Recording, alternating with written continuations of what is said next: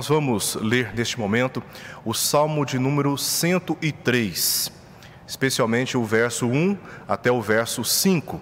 Eu darei um prazo, um tempo para que você possa buscar esse texto, Salmo 103, verso 1 ao verso 5.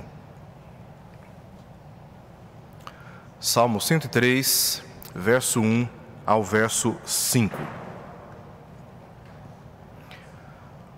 O texto diz assim: Bendize, ó minha alma, ao Senhor, e tudo o que há em mim, bendiga o seu santo nome. Bendize, ó minha alma, ao Senhor, e não te esqueças de nenhum só de seus benefícios. Ele é quem perdoa todas as tuas iniquidades, quem sara todas as tuas enfermidades, quem da cova redime a tua vida e te coroa de graça e misericórdia, quem farta de bens a tua velhice, de sorte que a tua mocidade se renova como a da águia. Vamos orar? Senhor, estamos aqui, Senhor, para te buscar, te render louvores, te render graças, pois sabemos que tu és um Deus justo, santo, poderoso, misericordioso, e é no Senhor que depositamos toda a nossa confiança. A nossa vida está nas tuas mãos, pois sabemos que nelas ela está segura. E é por isso, Pai, que aqui nos encontramos para te agradecer. Te agradecer pelos teus cuidados precisos, pela provisão do Senhor presente nos nossos lares e na nossa vida a cada dia e a cada instante. Que o Senhor, através da tua palavra nesta ocasião, possa falar conosco, nos confortar, nos consolar e nos fortalecer, a fim de o buscarmos mesmo em meio às tribulações dessa vida terrena. Nós assim oramos, rendendo ao Senhor, Pai, toda a nossa vida, e fazemos isso em nome do Senhor Jesus. Amém. Meus queridos irmãos e irmãs, em momentos de tribulações, de instabilidades, como estes momentos que nós estamos passando nesta ocasião, em todo o país, em todo o mundo, servem para nos ajudar a compreender algumas coisas. Um dos benefícios que nós podemos ter em meio às instabilidades, em meio às tribulações, é a prova da nossa fé. Ela se torna mais sólida. Quanto mais fortes são os ventos, diz um poeta, mais fortes se tornam as árvores. E isso é verdade. As tribulações têm um poder de tornar mais sólida a nossa fé por meio justamente das provas que ela é submetida. Mas também momentos como esses servem para nos tornar mais prudentes no uso das nossas economias, para fortalecer a unidade da igreja e também a unidade das nossas famílias. Momentos como esses são capazes para nos tornar mais solidários às necessidades alheias. Talvez se nunca tivéssemos passado por momentos difíceis, nossos valores morais seriam muito superficiais. Nós não procuramos a prova, nós não corremos atrás das provas, mas quando as provas chegam, precisamos extrair delas lições que somente nelas podemos obter. E uma dos valores e um dos benefícios do foco que nós precisamos ter em momentos como esse e preservar como igreja está no fato de quem é Deus e como a sua misericórdia atua a nosso favor. E é justamente sobre esse assunto que nós estaremos tratando aqui à luz do texto que nós acabamos de ler, do Salmo 103, verso 1 ao verso 5. Este salmo, como diz o texto, o título original, pertence a Davi. Davi foi um rei memorável, de grande destaque na história do povo de Israel. Durante o seu reinado, Israel cresceu e encontrou prosperidade como nunca antes. Naqueles dias, Israel experimentou da paz e os seus inimigos não puderam mais invadir as terras a fim de saqueá-las. Davi, por conta de tudo o que experimentou no seu reinado, se tornou uma referência das promessas e do futuro reinado messiânico. Contudo, Davi cometeu um grave pecado e foi acometido também de uma grave enfermidade. Naquele contexto, Davi orou ao Senhor, buscando do Senhor a sua misericórdia. E ele foi alcançado de tal modo pela misericórdia de Deus, que ele diz no Salmo 30, no verso 12: Senhor, Deus meu, graças te darei para todo sempre. Davi, portanto, não fala nesse texto de misericórdia como um observador. Ele fala a respeito do caráter misericordioso de Deus como alguém que, no momento de angústia, de enfermidade, e experimentou assim a misericórdia do Senhor. E ele então se comprometeu a render graças a Deus por todos os dias da sua vida. E é justamente nesse sentido, nesse contexto, que nós lemos o Salmo 103, quando Davi está destacando aqui as misericórdias do Senhor. Desde o verso 1 até o verso 22, podemos destacar no verso 1 e no verso 2, Davi está de forma clara reivindicando que a sua alma bendiga ao Senhor. É uma introdução contundente, onde ele destaca o dever que todos nós temos de bendizer ao Senhor, independente das circunstâncias. Do verso 3 até o verso 6, o que nós lemos aqui, verso 3 ao verso 5, Davi começa a destacar para nós motivos pessoais pelos quais nós devemos render graças a Deus, à luz do seu caráter misericordioso. Aí do verso 6 até o verso 18, nós vemos Davi destacando motivos que toda a nação de Israel tinha, como todos nós como nação temos, para render graças ao Senhor. Ele faz, por exemplo, o que nós lemos aqui, verso 3 ao verso 5, Davi começa a destacar para nós motivos pessoais pelos quais nós devemos render graças a Deus, à luz do seu caráter misericordioso. Aí do verso 6 até o verso 18, a nossa estrutura é muito frágil, nossa vida é curta e a nossa estrutura é semelhante ao pó, como ele diz. Depois, do verso 19 até o verso 22, o que Davi faz ele destaca que Deus está sentado no seu trono, porque a sua autoridade alcança todo o universo. E é nesse sentido que ele reivindica que os anjos, os seus exércitos, os seus ministros e as suas obras, ou seja, tudo no universo criado, deve render graças ao Senhor, deve render misericórdias ao Senhor. Em momentos como esses que nós estamos vivendo, talvez o nosso foco esteja mais voltado aos aspectos negativos, das dores, das aflições, das ansiedades, mas o nosso objetivo com esta mensagem é de ajudar, de auxiliar a igreja a olhar para o nosso Deus, aquele que governa sobre todas as coisas, e é debaixo desse governo que a igreja deve encontrar amparo, consolo, segurança, a fim de lhe render graças, apesar de todos os sofrimentos nos quais todos nós estamos envolvidos. Esse é o nosso objetivo nesta ocasião, e eu quero destacar aqui apenas aquilo que está dito no verso 1 ao verso 5, onde primeiramente ele faz uma introdução, verso 1 ao verso 2, e depois ele destaca para nós alguns motivos pessoais pelos quais devemos render graças ao Senhor, algo que nós encontramos aqui no verso 3 e no verso 5. O texto, portanto, no verso 1, começa dizendo: bendize. Esse verbo, ele aplicado a Deus, significa dizer que ele está carregado de um afeto, de ações de graças. Bendizer significa até mesmo ajoelhar, prostrar. E aí, esse verbo se encontra ainda no modo imperativo. O que Davi está tentando nos comunicar é que Deus é digno de ser bendito por todo o seu povo, em qualquer circunstância. Ele não dá nenhuma alternativa para o povo de Israel.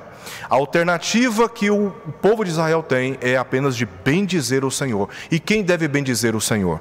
Ele diz na sequência do verso 1 que quem deve bendizer é a sua alma. Ó minha alma ao Senhor. Veja que a resposta de Davi aqui é uma resposta profunda. Quem deve bendizer ao Senhor é a minha alma, é a sua alma. Assim como Davi compreendeu que a sua alma deveria bendizer ao Senhor. E alma aqui equivale ao espírito, mente ou coração, como em várias partes das Escrituras nós encontramos. Ou seja, é a profundidade daquilo que significa a existência humana na sua condição emocional, na sua condição moral. Davi deixa claro que todo homem, e o homem todo deve apreciar os favores de Deus, mesmo quando cercado por densas nuvens de trevas, de incertezas e de aflições nesta vida. E isso fica muito claro na sequência do verso 1, quando diz: e tudo que há em mim bendiga ao seu santo nome. Tudo que pode ser empregado ao louvor a Deus deve ser empregado: o coração, a vontade, os afetos, as emoções. A ideia é que Deus é digno de todo louvor e de toda adoração que todo homem deve prestar. Nenhuma das suas faculdades ou poderes deve ser isenta do privilégio, do dever de louvar a Deus, de bendizer ao Senhor.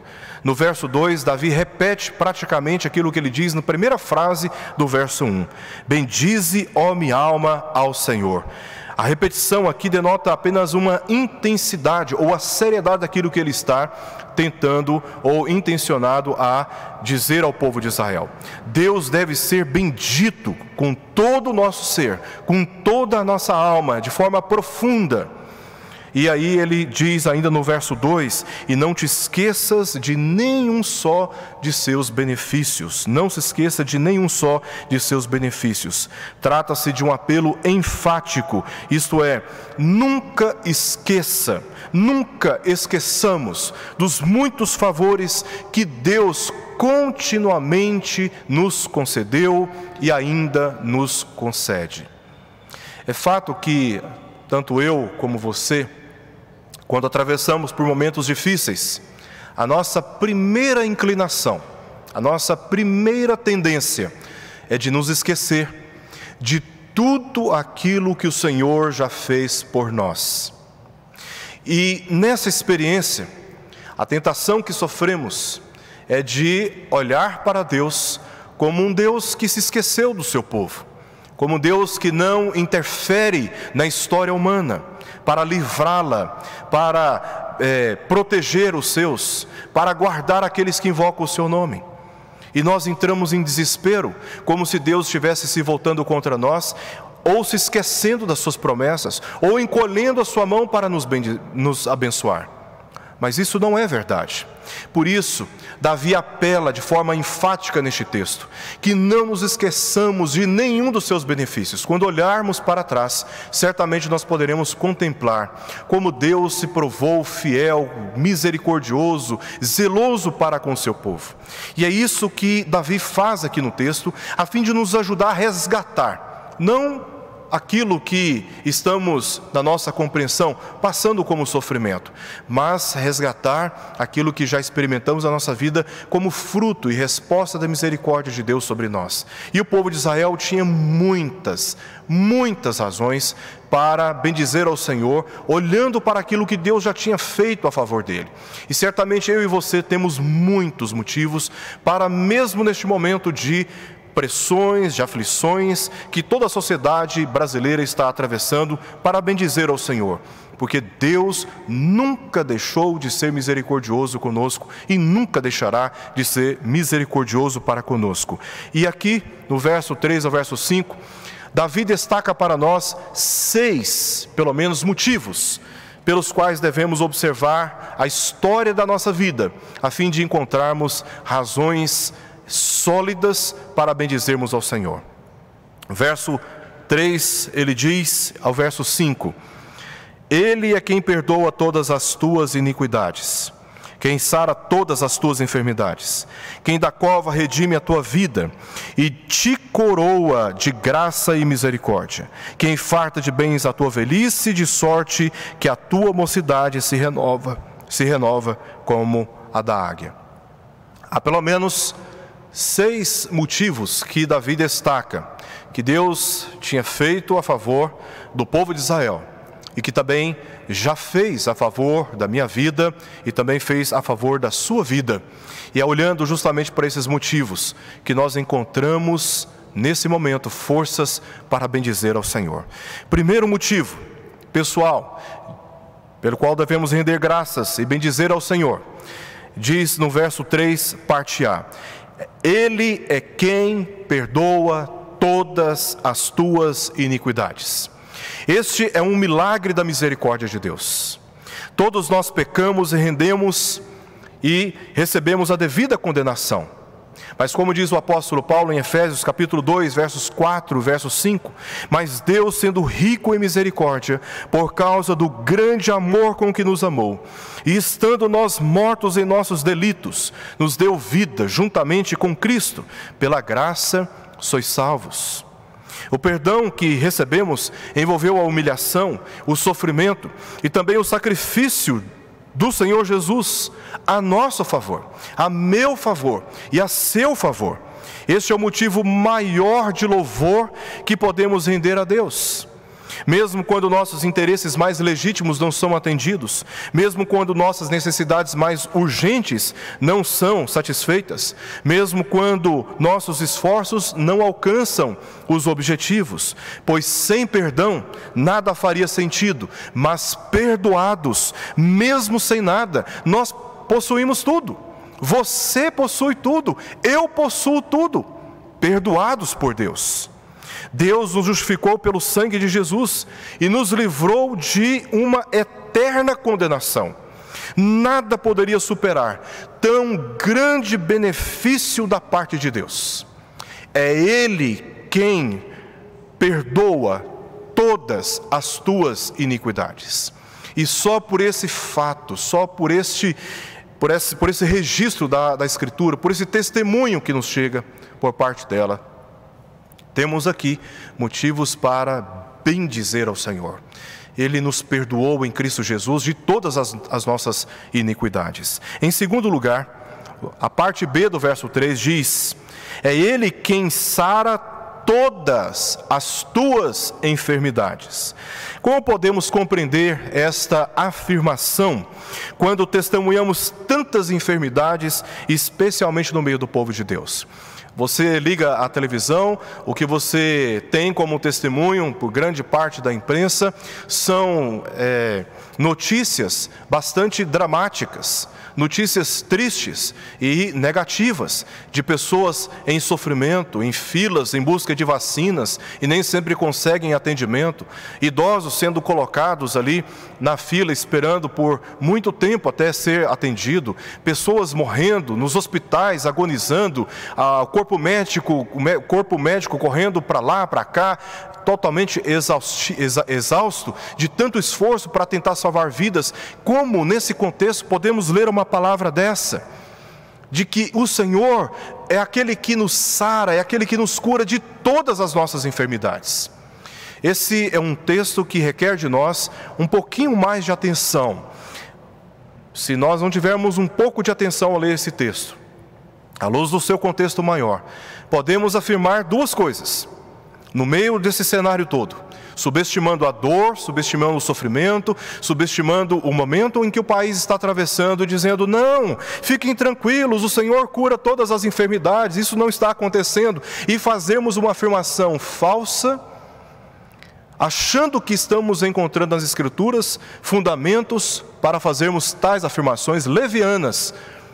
Por outro lado, corremos o risco de dizer: as Escrituras estão mentindo a respeito de Deus, porque a promessa é que Ele cura, que Ele sara todas as enfermidades, mas eu estou aqui com Covid-19, eu estou aqui com influenza, eu estou aqui com tantas enfermidades, e como essa palavra se aplica à minha vida? Nós precisamos fazer algumas considerações importantes aqui. Primeiro, toda cura genuína provém do Senhor. Portanto, se esteve doente e se já se recuperou de alguma enfermidade, glorifique a Deus, agradeça a Deus. Eu tenho certeza que você, em algum momento da sua história, se você não nasceu agora, eu tenho certeza que você, em algum momento da sua história, já atravessou por alguma enfermidade e se recuperou e foi curado. Então, glorifique a Deus, porque toda cura genuína provém do Senhor. É por isso que o povo de Israel chamou o Senhor de Yahvé Rafá, que significa Senhor que cura. O povo de Israel passou por muitas enfermidades, por muitas dores, por muitas aflições, por muitas tribulações, mas ele reconheceu ao longo da história que Deus é aquele que cura, porque ele sabia, E Davi soube, na sua própria experiência, só leu o Salmo 30, você vai saber, ali no testemunho dele, como ele sofreu uma grave enfermidade. Já no verso 1 até o verso 4, ele sofreu uma grave enfermidade. Mas Deus o livrou, como diz lá o verso, se eu não me engano, o verso 9, verso 10, Deus livrou Davi daquela grave enfermidade, porque o povo sabia que toda cura genuína provém do Senhor. Em segundo lugar, o Senhor pode curar todos os tipos de enfermidades. Foi isso que Jesus fez no início de seu ministério. Todos os doentes e enfermos eram levados para Ele, e Ele soberanamente curou a todos, porque Deus tem poder sobre todas as enfermidades. Para Deus não existe enfermidade incurável, pois Ele tem autoridade sobre todas elas. Então, nesse sentido, Deus, quando diz o texto que Deus é quem cura, é quem sara todas as suas enfermidades, é preciso aqui considerar o fato de que Deus tem autoridade sobre todas elas, e que se Ele quiser, Ele vai curar, Ele vai livrar você da tua enfermidade, não importa qual seja a tua enfermidade, porque o Senhor tem autoridade sobre cada uma delas. Em terceiro lugar, mesmo que o Senhor não cure sempre pelos meios extraordinários, aquele momento em que você pede a Deus por socorro e de forma milagrosa Ele intervém, altera as leis da natureza e te livra daquela enfermidade. Mesmo que Ele não te cure assim, sempre de modo extraordinário, Ele pode curar por meios naturais e ordinários, em curto, médio ou longo prazos. É por isso que Ele proveu, Ele é a fonte, é por isso que Ele proveu a ciência ao homem. E o homem, fazendo um bom uso da ciência, ele descobre vacinas, ele descobre medicamentos, as pessoas são preparadas para nos acudir nos hospitais e para nos socorrer. Quem está por trás dessa sabedoria? O Senhor. E é nesse sentido que, de modo ordinário, Deus sim, Ele nos cura das nossas enfermidades. Em quarto e em último lugar, mesmo que não experimentemos a cura de determinadas doenças e enfermidades nessa vida, é fato que nem todas as doenças e enfermidades nessa vida serão curadas, seja por meios extraordinários, seja por meios ordinários. Porque se você olhar para o texto da Escritura agora, o que diz o verso 15? O verso 15 diz: quanto ao homem, os seus dias são como a relva, como a flor do campo, assim ele floresce. Verso 16: pois soprando nela o vento, desaparece, e não conhecerá daí em diante o seu lugar. Davi está aqui refletindo sobre a morte, que todos nós estamos sujeitos, porque nem todas as doenças e enfermidades são curadas nesta vida. É nesse sentido, portanto, que nós precisamos refletir num outro aspecto, que quando o Senhor Jesus voltar, Deus haverá de curar todas as nossas enfermidades. Para onde nós vamos, eu e você, que cremos no Senhor e confiamos nas promessas das Escrituras, não haverá dor, não haverá sofrimento. E aí sim, nós encontraremos no sentido pleno aquilo que esse texto está dizendo. Deus curará todas as nossas enfermidades. As nossas fadigas não pesarão mais sobre os nossos ombros, porque na presença de Deus não haverá mais sofrimento, não haverá mais dor, não haverá mais enfermidade ou doença quaisquer. E nesse sentido, a palavra chega a nós trazendo esse alento. Qualquer cura na vida do cristão tem origem na graça de Deus. Devemos, portanto, reconhecer e agradecer ao Senhor por isso. Esse é o segundo motivo pelo qual Davi nos chama a bendizer ao Senhor. Ele nos cura de todas as nossas enfermidades. Em terceiro lugar, no verso 4, na parte A, diz: é Ele quem da cova redime a tua vida. Deus não somente perdoa e sara, cura as nossas enfermidades, Ele também redime a nossa vida da cova, como diz Davi. Davi está dizendo para o povo de Israel: é Ele quem redime, é quem da cova redime a tua vida, sem dívidas, Preste bem atenção, sem dívidas, porque já fomos perdoados pelo nosso Deus. Sem dívidas, podemos entender que se trata da salvação dos sofrimentos eternos.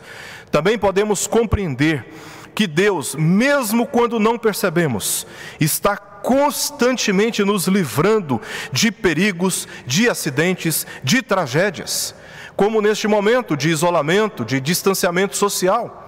É fato que estamos sendo livrados de muitos problemas também nesse distanciamento. Outros problemas podem ser gerados, obviamente, como problemas econômicos, que todos nós estamos ansiosos por conta disso. Isso é um sentimento natural, né, de todos aqueles que têm responsabilidade. Mas, nesse momento, outros livramentos estão acontecendo. Outros livramentos nós já experimentamos em toda a história da nossa vida. Quantos acidentes, quantas tragédias, quantos perigos Deus já não nos livrou. E nesse momento, embora não consigamos compreender todos os mistérios da vontade de Deus, vamos pensar biblicamente como Deus não está exercendo a sua misericórdia por todos nós. E sim, Deus está exercendo a misericórdia sobre todos nós.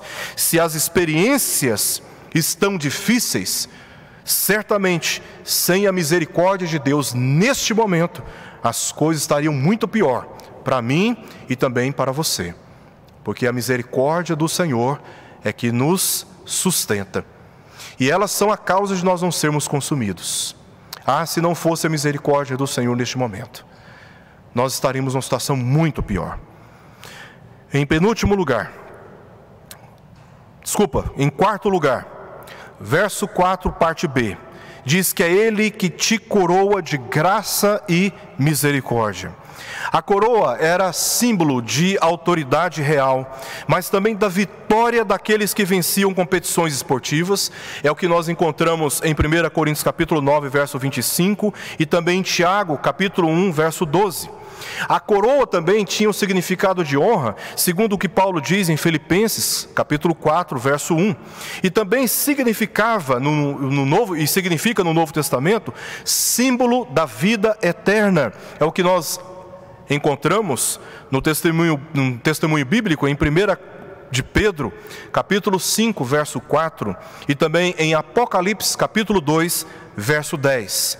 Onde a coroa, ela é interpretada corretamente como símbolo da vida eterna. Aqueles que antes estavam escravizados pelo pecado, condenados de morte, recebem da parte de Deus uma coroa, como diz o texto, de graça e misericórdia, como prova da restauração completa da sua condição na presença do Senhor. Bendito seja o nome do Senhor por isso. Porque antes estávamos condenados, mas Ele nos perdoou perdoou todas as nossas iniquidades, sarou as nossas feridas, e agora nos traz, pelo testemunho de Davi, que Ele é aquele que nos coroa com graça e misericórdia, provando por esse testemunho bíblico que a nossa condição na presença do Senhor, mesmo que o nosso corpo não esteja bem, mesmo que as circunstâncias não sejam aquelas que nós planejamos e esperávamos, a nossa condição na presença de Deus é uma condição de salvação, de garantia de vida eterna. Essa é a nossa condição, é a minha condição e é a sua condição se você crê na obra expiatória do Senhor Jesus Cristo e que, pela fé, recebeu a salvação que é fruto da graça e da misericórdia do Senhor a favor de todos nós. Em penúltimo lugar, no verso 5, na parte A, diz que é Ele, o Senhor, quem farta de bens a tua velhice. Aqui o que nós encontramos nessa parte do texto, por parte de Davi, é essa referência da misericórdia de Deus que nos faz confiar que é Ele quem satisfaz a nossa vida com sabedoria. A tradução literal desse verso diz assim: satisfaz com coisas boas teu ornamento. Por algum motivo os tradutores, eles usaram a palavra velhice como referência ao final da vida. O significado deste verso indica que Deus satisfaz o desejo dos que andam retamente e que apelam para a sua misericórdia. O Senhor é aquele que tem os seus ouvidos atentos ao nosso clamor. E segundo a palavra de Deus, Ele ouve a nossa oração. E Ele tem interesse de nos acudir. Ele tem interesse de nos socorrer. Ele se importa conosco também no momento de sofrimento. O Senhor tem os seus olhos atentos ao apelo que nós fazemos a Ele. E é nesse sentido que Ele, para aqueles que andam retamente, Ele vem ao encontro, Ele abençoa. Ele, mesmo que não mude as circunstâncias como nós estamos pedindo, Ele é poderoso para nos dar paz em meio às tormentas. Ele é poderoso para nos dar confiança nele em meio às tempestades. O Senhor é aquele que nos dá força quando nós estamos fragilizados. O Senhor nos dá esperança quando tudo que enxergamos em nossa volta não nos oferece esperança. O Senhor é aquele que faz dissipar todas as trevas da nossa vida. E é nesse sentido que Ele satisfaz todos aqueles que o buscam de coração sincero e apelam à sua misericórdia. Deus é misericordioso para nos acudir em momentos como este. Em último lugar, temos no verso 5, na parte B, que diz: de sorte que a tua mocidade se renova como a da águia. Aqui nós temos o resultado de todos esses benefícios, esses 5 benefícios que Davi já listou para nós. Quando ele fala que Deus é aquele que perdoa todas as nossas iniquidades, que nos sara de todas as nossas enfermidades, que da cova redime a nossa vida, que nos dá uma coroa de graça e também de misericórdia, e que farta a existência humana, que farta a vida humana de sabedoria para lidar com todas essas mazelas humanas, com todas essas circunstâncias de tribulações. Aqui nós temos o resultado de tudo isso: renovação espiritual contínua. Ele, de sorte que a tua mocidade se renova como a da águia. Temos aqui 2 metáforas. Primeira metáfora, metáfora da mocidade. Este é o período de maior vigor, disposição, criatividade e produtividade. Nós costumamos dizer, no ambiente da igreja, que os jovens são a força da igreja. Nós sabemos que a força da igreja é o Senhor e que todos, de crianças a idosos, cooperam de forma significativa com a vida e com a militância da pregação do Evangelho em todo o mundo. Mas quando nós usamos essa expressão, estamos apenas fazendo referência sobre essa fase da vida. Quando jovens, temos vigor físico, temos muita criatividade e temos muitas paixões que, direcionadas para o lugar certo, resultam em muitas coisas boas. Também a palavra mocidade aqui, ela é equiparada ou relacionada com a experiência da águia, que é a segunda metáfora. Ela voa alto e também longas distâncias. Basta um brevíssimo tempo de descanso, e ela então renova suas forças e continua a percorrer longas distâncias. O ponto aqui é que aqueles que confiam no Senhor desfrutam da renovação das suas forças e continuam seguindo adiante, como nós lemos no Salmo 125, verso 1. Os que confiam no Senhor são como o monte Sião, que não se abala, firme para sempre. A nossa confiança em Deus está no fato de que Ele tem o poder para renovar as nossas forças, não nos deixar desanimar, não nos deixar perder a nossa esperança, de nos dar sabedoria no meio de todas essas situações, nos ajudando a nos, entre aspas, nos reinventar dentro de casa, atendendo às necessidades da nossa família e também atendendo às necessidades de tantos que pela internet podem ser alcançados, que podem ser atendidos no cumprimento das nossas tarefas e dos nossos deveres. O Senhor é aquele quem dá força e que renova o nosso vigor. Ele quem tem esse poder, Ele é a fonte de toda a vitalidade da igreja, é Ele quem mantém o seu povo, é Ele quem mantém os santos, é Ele quem conduz os justos, é Ele quem conduz os retos, Ele é aquele que está à frente do seu povo. E nesse sentido, podemos depositar nele toda a nossa confiança, e ao fazermos isso, e tentar descansar o nosso coração na presença do Senhor, nós haveremos de ter as nossas forças renovadas. Isso não significa que nós não passemos por momentos difíceis, emocionalmente falando. Passamos, mas o Senhor é aquele que renova as nossas forças. Eu quero terminar trazendo aqui alguns conselhos, 3 conselhos para todos nós. Estamos vivendo uma calamidade mundial por causa da pandemia desse novo vírus, Covid-19. Certamente não poderíamos imaginar que em tão pouco tempo, nações de todo o mundo entrariam em estado de alarme, como está acontecendo no mundo todo. Praticamente todas as nações do mundo entraram em estado de alerta, que testemunharíamos em tão pouco tempo a morte de milhares de pessoas. Há países hoje no mundo que quase 1000 pessoas chegaram a morrer em um só dia por conta desse vírus, que o comércio estaria parcialmente fechado, as ruas, as praças vazias, e que estaríamos isolados do convívio social. Certamente nenhum de nós pôde esperar que em tão pouco tempo estaríamos vivendo uma situação como essa, e vendo os nossos planos frustrados de uma hora para outra. Diante disso, quero fazer aqui 3 considerações.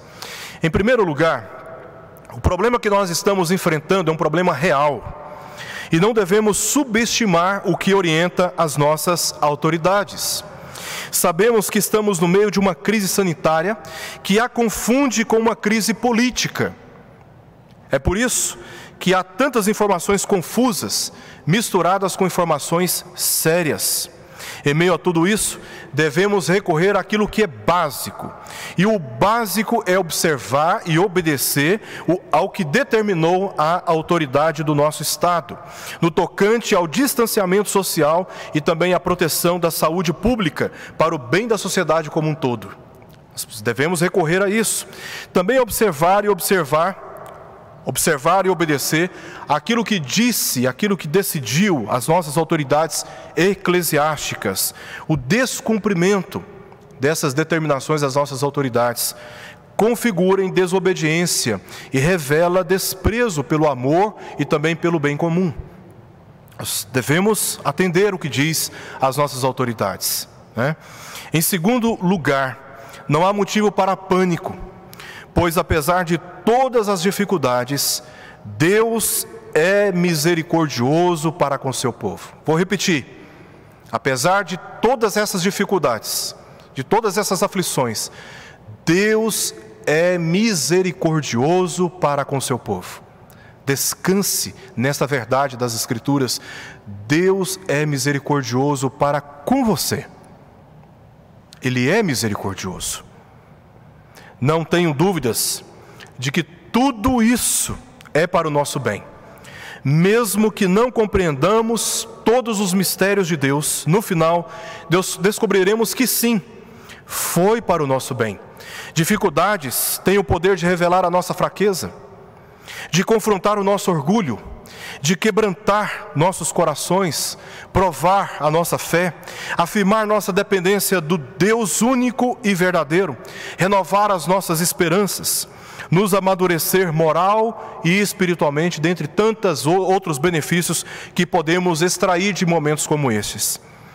Se buscarmos a Deus e confiarmos nele, mesmo que tenhamos que experimentar a dor, mesmo que tenhamos que experimentar a enfermidade e até mesmo a morte, Ele nunca deixará de exercer a sua misericórdia e garantirá o cumprimento de cada uma das suas promessas aos que o temem. Ele deve ser adorado, como diz o verso 8 aqui do Salmo 103, porque o Senhor é misericordioso e compassivo, longânimo e assaz benigno.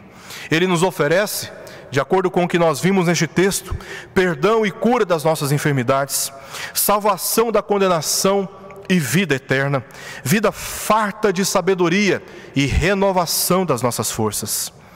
Em terceiro e em último lugar, tudo isso sinaliza o fato de que o fim se aproxima. Isso não é brincadeira. Jesus está para voltar. Você que está me ouvindo neste momento, pare por um instante e reflita com seriedade sobre este fato. O Senhor Jesus está voltando. E tudo o que nós estamos vivendo neste momento serve para chamar a nossa atenção para esse dia, exatamente como a palavra de Deus nos adverte. E diante disso, recorramos a uma reflexão pessoal em busca de arrependimento. Recorramos ao Senhor em busca de arrependimento. Confiemos na obra que Jesus realizou para a nossa justificação. E não deixemos de bendizer ao Senhor, porque Ele é misericordioso. Se o nosso foco estiver nas crises políticas ou da saúde, só teremos desespero. Mas se estiver no governo de Deus, no seu Filho e no seu retorno, teremos motivo para a adoração e de esperança no meio de todas essas crises. O Senhor Jesus está voltando. E neste momento, precisamos refletir seriamente sobre esse fato, recorrendo ao Senhor, que é misericordioso e compassivo, longânimo e assaz benigno. Que esta palavra possa encorajar a tua fé e te conduzir ao foco certo, que é o Senhor, o único que pode nos fortalecer, renovar as nossas forças e nos acudir em cada uma das nossas tribulações. Que Deus te abençoe e te guarde, bem como toda a tua família, não apenas neste momento, mas todos os dias. Vamos orar.